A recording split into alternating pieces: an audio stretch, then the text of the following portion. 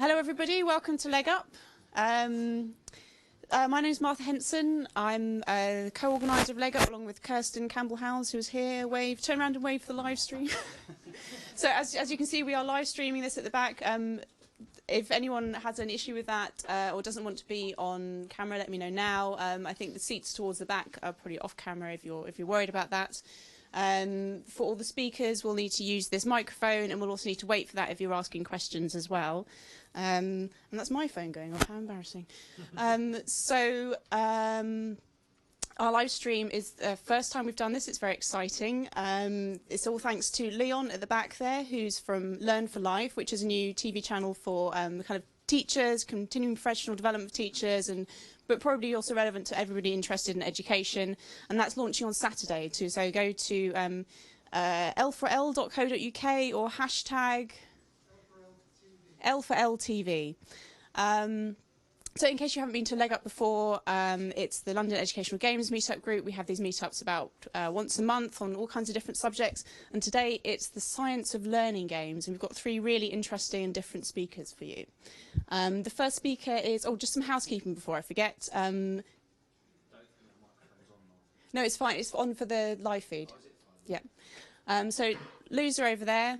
If you want water, it's over here, and we'll go to the Lamb pub afterwards, which is kind of just north along Lamb's Conduit Street, but there'll be a group of us going, so we can take you along there, and that will be just sometime after 8, about 8:30.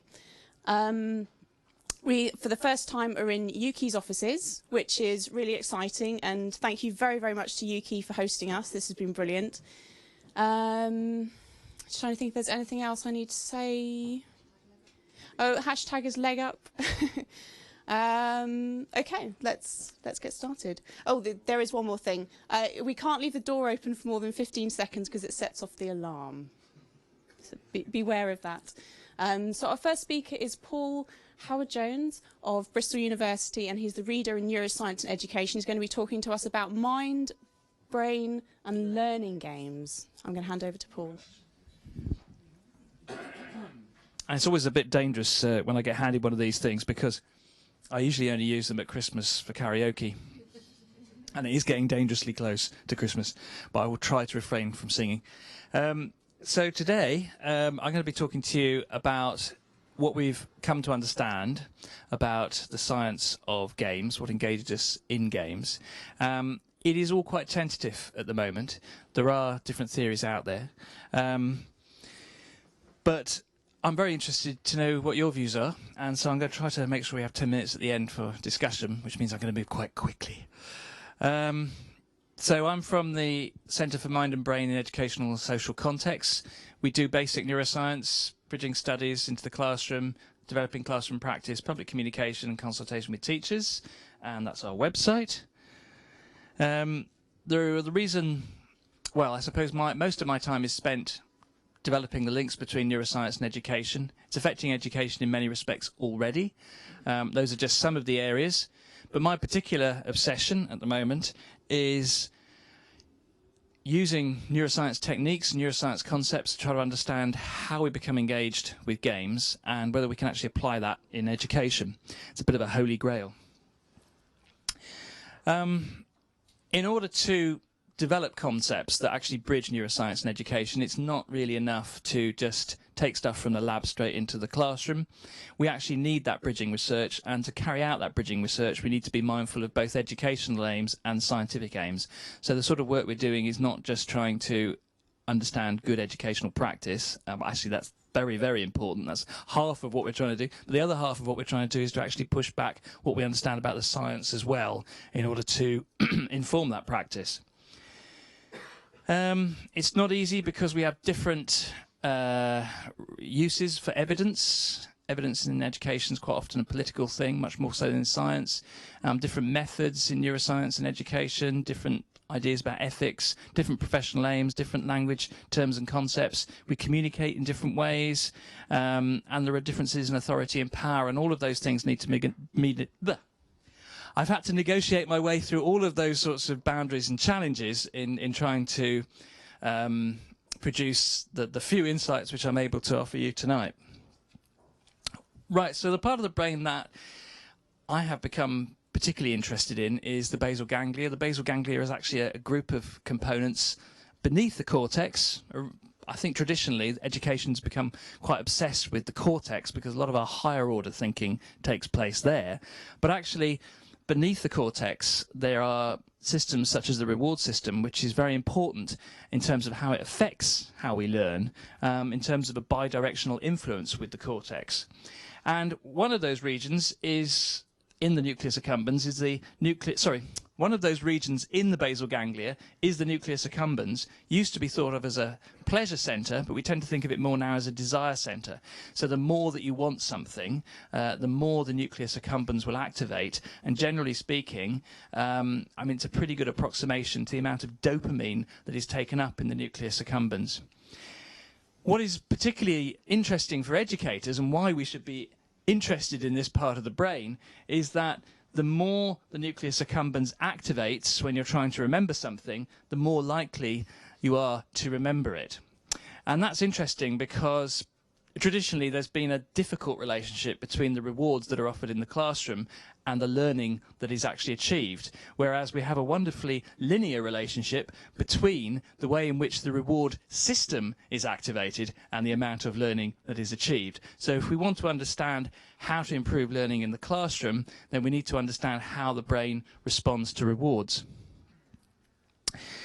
So what actually biases the brain, and in particular, what biases the brain's reward system? What makes this part of the brain particularly responsive? Well, the magnitude of the reward is important, but it's not just the magnitude of the reward.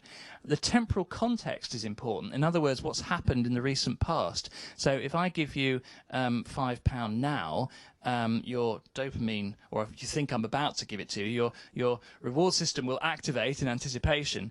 But when you think I'm going to give you another £5, actually it won't activate quite so much because your expectations have already been,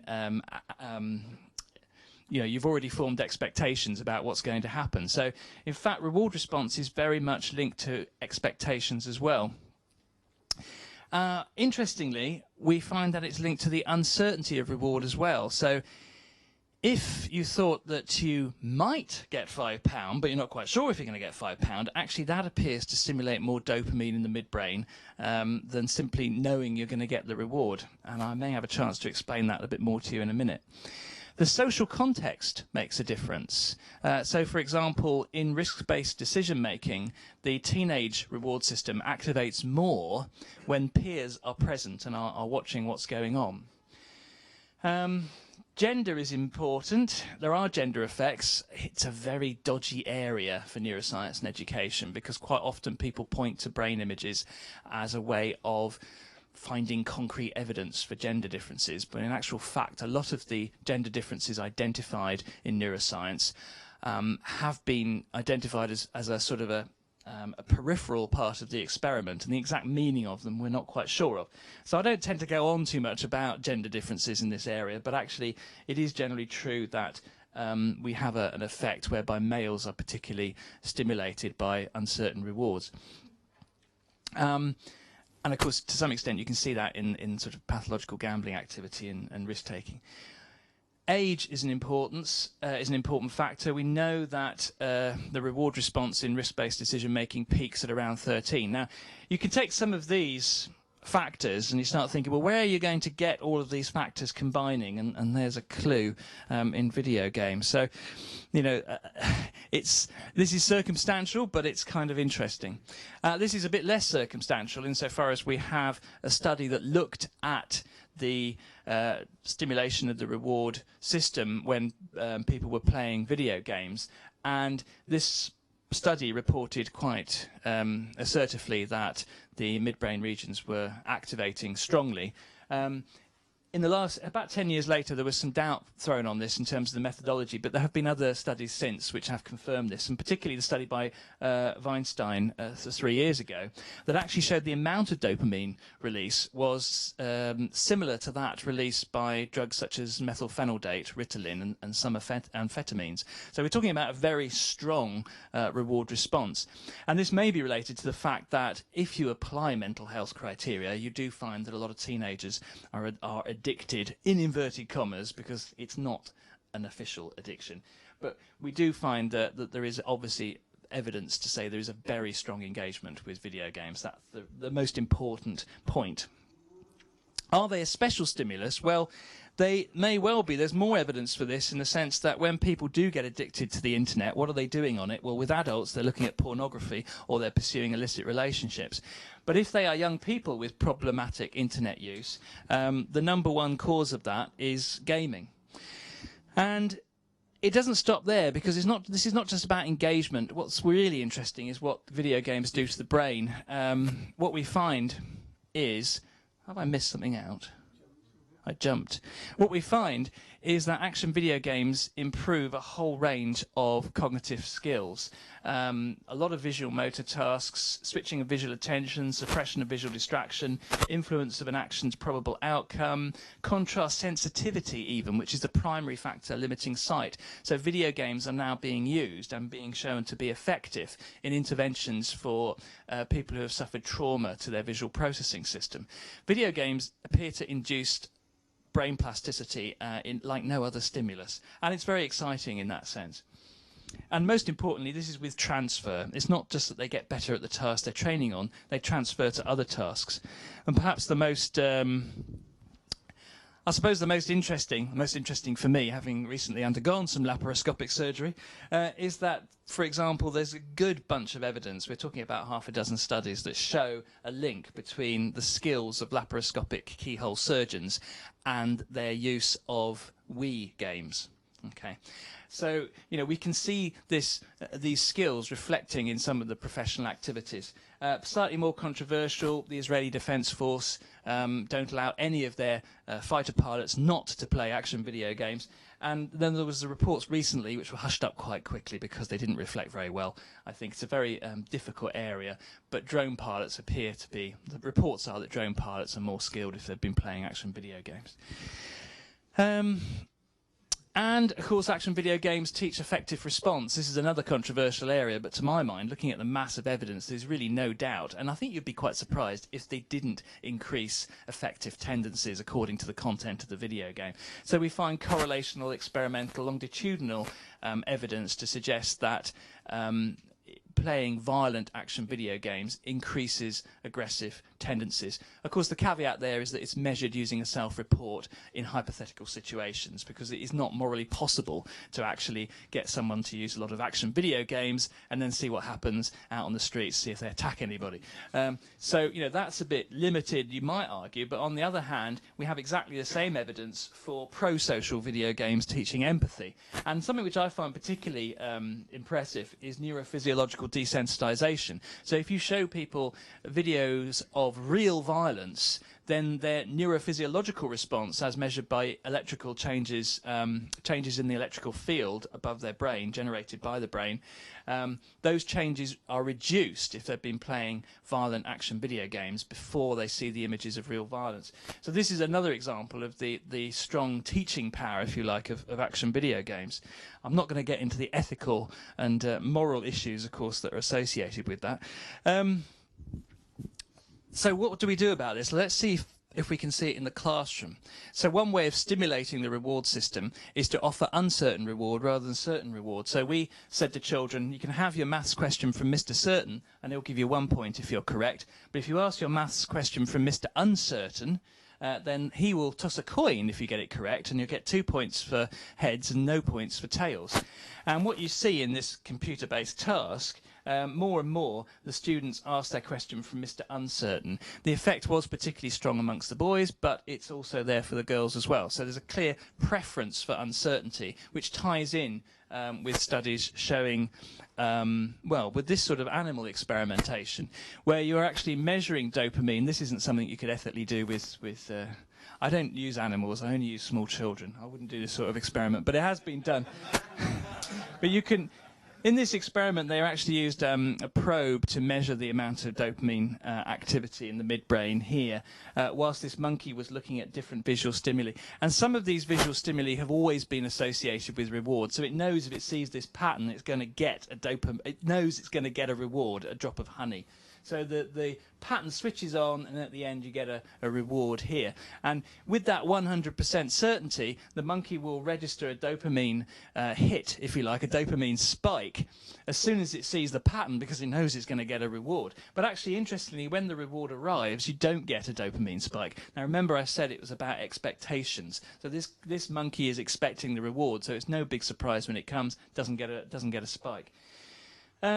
If it sees a pattern that's never been associated with reward, then you do not get any dopamine spike at all. But if the reward arrives, then the dopamine is there, you get the spike, as if the monkey is saying, oh yes, I do want that actually, thank you very much.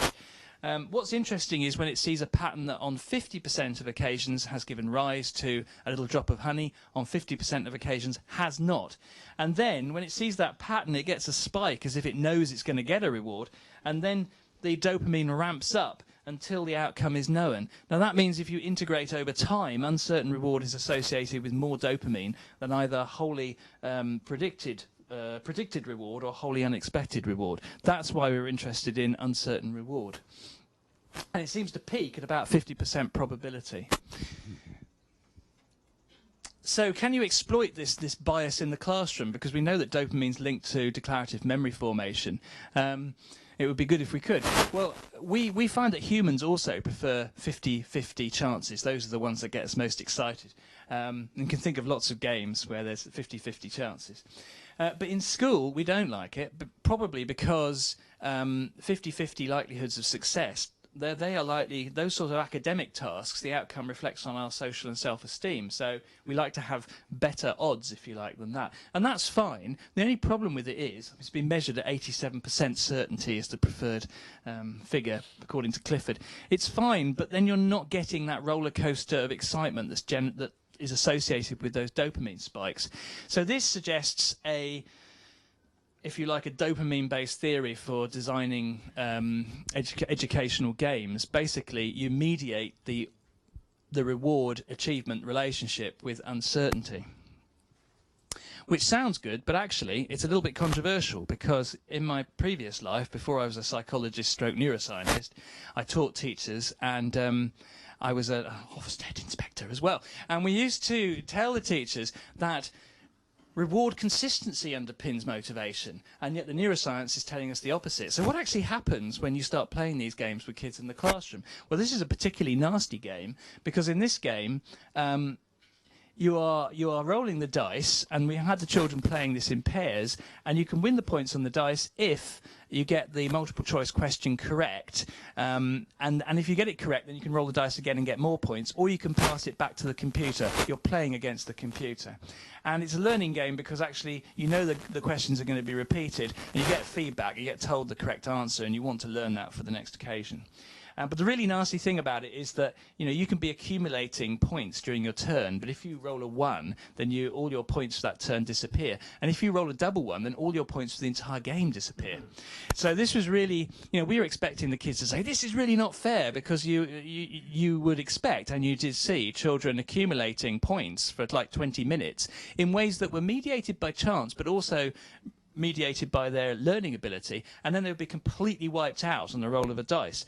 But instead, what we saw was the room turning into an amusement arcade sort of environment, lots of screaming and shouting, but focused very much on the learning.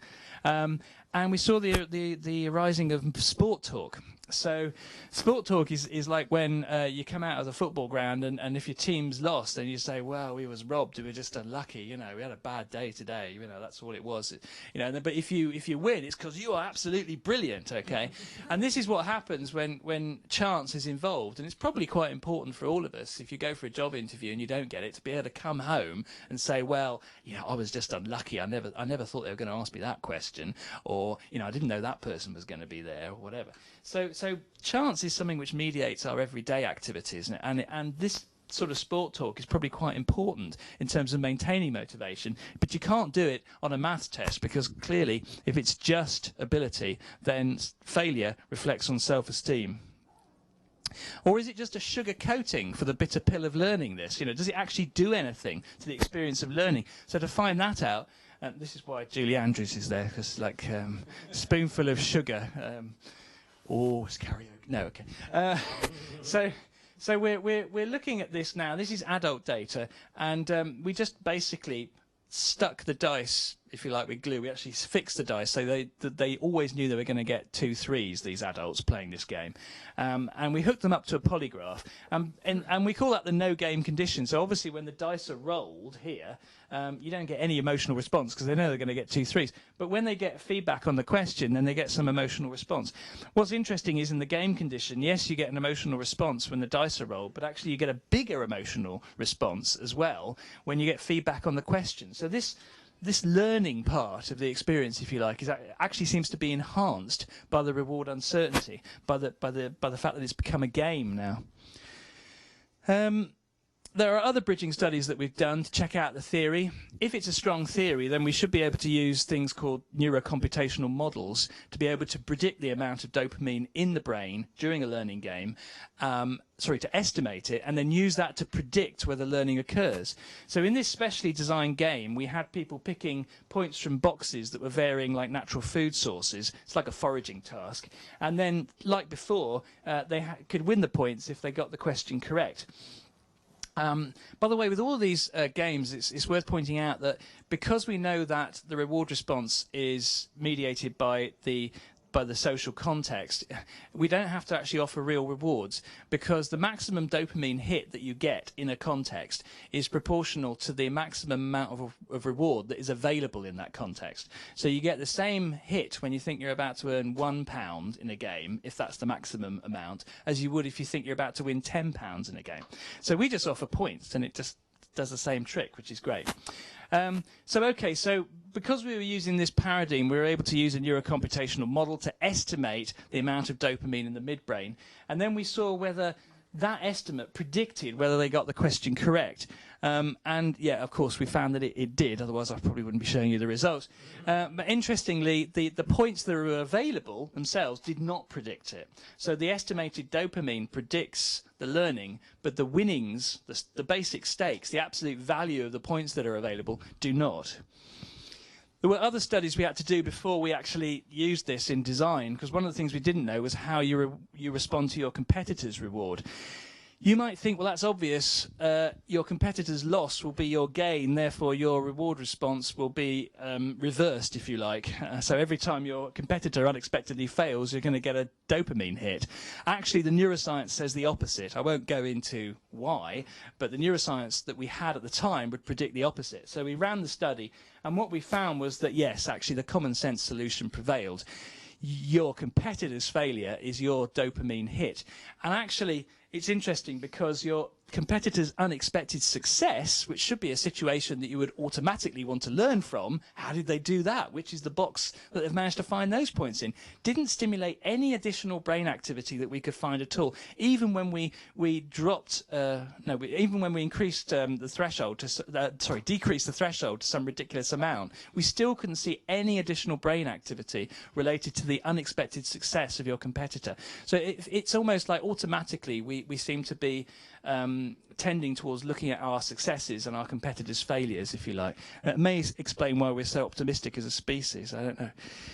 So, quick recap. We know uncertain rewards are stimulating for the reward system, 50% certainty. We know that it can drive, accelerate and transform learning, and we know our competitors' losses are gain. And those sorts of principles were built into an app which we came to develop. Although before I mention that, it's worth saying that, and this is always scary when other scientists pick up what you found and they say, well, that's very interesting. Let's see if this is true, actually, or they're just fixing the results. You know. So a Turkish group recently took our ideas, and they've, I've got to say, actually, it's better than our study because they used a lot more sophisticated statistical analysis. But they actually were able to confirm our results and say, yes, in teaching undergraduates, the uncertain reward condition improved both motivation and it improved the learning that was achieved. So, you know, we're not really there yet, however, because you still need, after all that, I'm just checking time, but you still need at the end of all that to be able to produce an app that is useful for teachers to use. So we had to go into an action research cycle of planning, intervening, evaluation, reflection to develop the practice. And when we developed the teaching approach, then we had to develop the software, which again required another iterative process of development with Zondel, who sort of stepped into the brink. I probably shouldn't say this, I was working with another company, which I can't mention probably for legal reasons, which didn't work out quite so well. But Zondel had already become, and this is Wayne here from Zondel, they'd already become interested, I think, in the research, hadn't they already? So he sort of wandered up to me at the was it the learning conference somewhere and said, this is great, you know, come and work with us. And so that's what we've done, and an app has been produced in which basically you can mix together your learning content and a gaming round, and children or students, and I use it with postgraduate neuroscientists as well, can choose whether they're going to be gaming their points or not. And it's being used a lot, and it's accelerating the amount of use. And I think it's something like, oh yes, okay, so I've got somewhere here, I've got a figure. I think it's something like, oh, give us some figures, Wayne. Oh, is this right? No, there we are. 2,400 times a month. It might be a bit. Yeah. And it's being, so that means about 10,000 teams across 20 different countries. And there's also been a new aspect to it in the sense that because the students actually communicate with the game using their mobiles, you don't need any kit to be able to use it. You just need access to the internet and a data protector. And so there is also a dating service on there, so you can actually find other schools in other parts of the world who want to compete with you, which is really rather wonderful. I haven't been able to go into depth about the pedagogical principles that we've managed to derive, but they are very important to making sure that this actually supports and enhances the learning. And what we're looking forward to is finding a fund, possibly EEF, who can actually engage in a large-scale trial of this to show its impact. And we've got lots of testimonials, but the research is ongoing. And at the moment we're just building up to an fMRI study using the Zondel design itself in the brain scanner to demonstrate how it works. And that's everything really I think I wanted to say. Okay. Thank you very much. I think there's some time for some questions, and I'll hand Martha the microphone. So Anyone got any questions for Paul?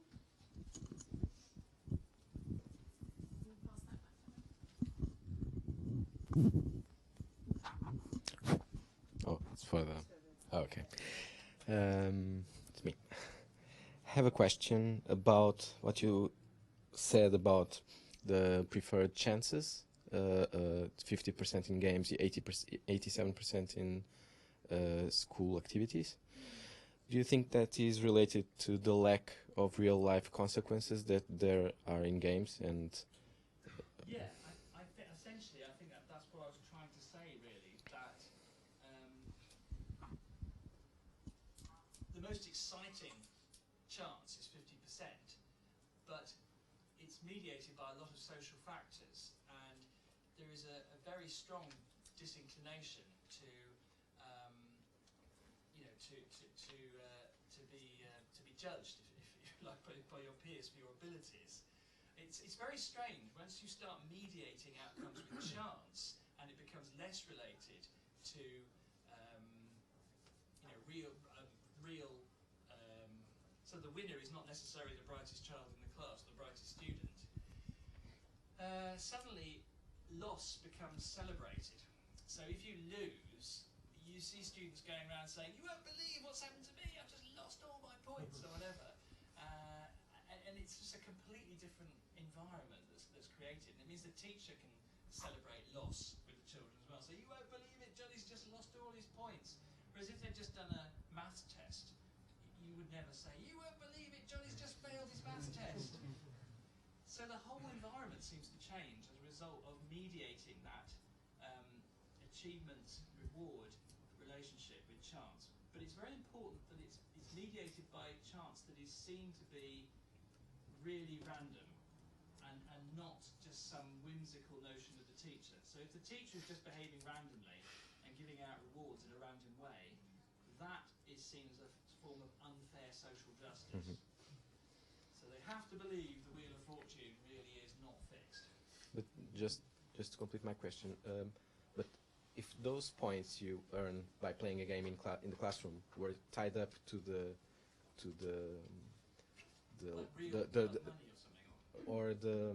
final score of that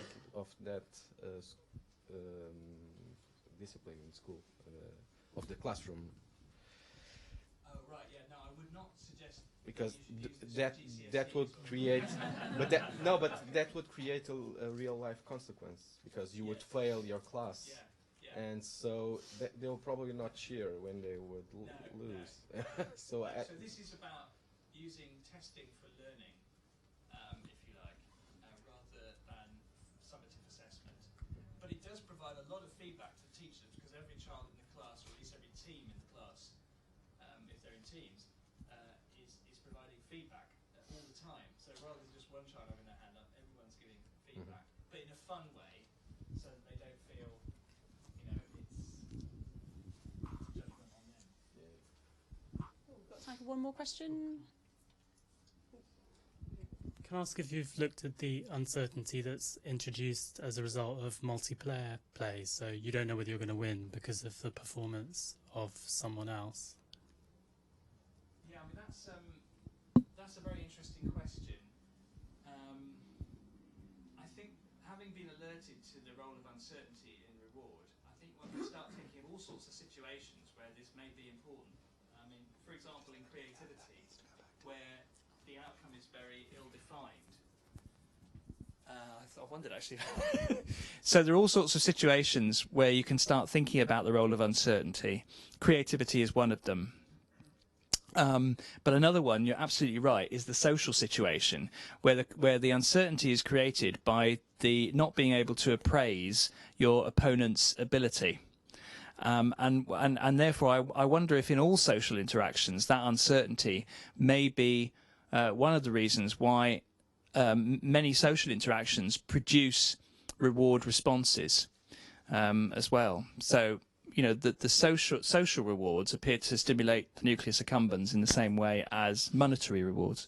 So, yeah, what you've asked is a really difficult question to answer, and it's like I think there's probably there is a whole realm of research forming around the role of reward in social interaction.